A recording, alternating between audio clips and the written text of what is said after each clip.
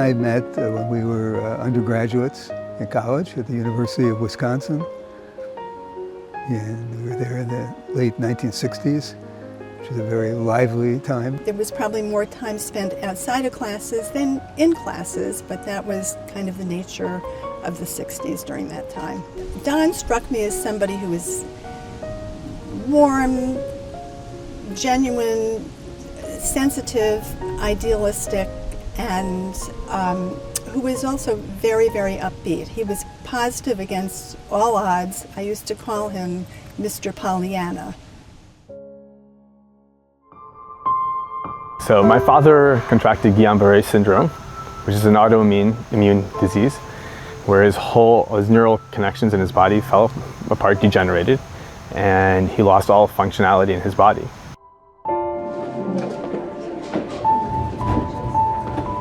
His whole body slowly shut down before our eyes as we were sitting by his bedside in the hospital for a matter of days. He was completely unconscious for weeks. All of a sudden, my life was turned topsy-turvy by this very serious illness. I couldn't even think clearly. I was, on a trach. I couldn't talk. I couldn't eat. I couldn't do most things. It was a time to, though, introspect. As a patient, Don had amazing positivity and resiliency. He was joking with his therapists. He would always have a positive thing to say. He was always expressing his gratitude. Beaker Hollom was there from the start. The friendly face came to stop by and was very sensitive, was not intrusive, while we as a family were working so hard to take care of Don. Beaker Hollom was taking care of us, be it material in terms of helping out with equipment or helping out with meals, emotional, just being a supportive presence, a friendly face. As my father began to recover, he needed months and months of rehab. He needed special equipment. And again, Beaker Hollom was there, providing the equipment that we needed to borrow, having different services that allowed us to help him in his recovery, even once he got past the acute stage where we had to be with him 24/7, but even helping him regain a lot of his functionality in life.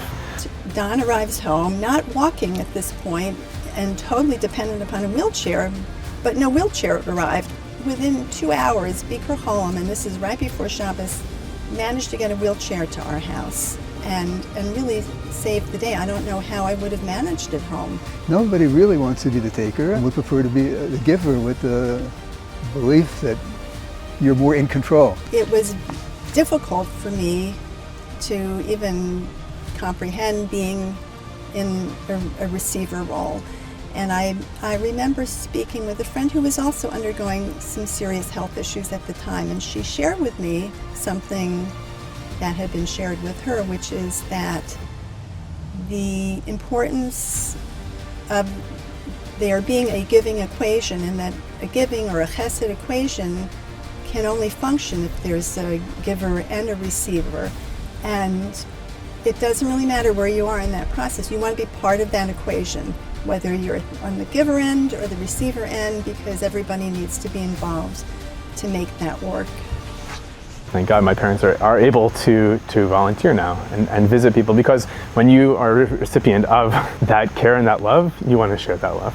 I've had the privilege of being able to volunteer at Beaker Hollom of Greater Washington in a number of different ways. I was able to help stock the food pantry at Holy Cross, of which I had benefited from so much a few years earlier. I also drove periodically individuals to medical appointments, delivered food. After my recovery, I had an opportunity to get back into the volunteering role again. There was a nice couple who were referred to us that we could possibly see together, because there's some issues where the wife wanted to speak to somebody and the husband wanted to speak to somebody, and we could come as a package deal. You can show up and you can listen and you can do a little something That's it. We truly enjoyed our visits with them. I think it was reciprocal. Jan and I work well together. We're both able to work with them and read the cues and give them some supportive visiting. It is truly a privilege to be involved, and it is a good feeling to be involved. And I think it's such a great, it's like planting seeds, and you start with nothing, but when the plant comes up and the sun is on and the water's there, a whole tree grows. And I think that's what these efforts are like. I would encourage people to try and volunteer and get involved.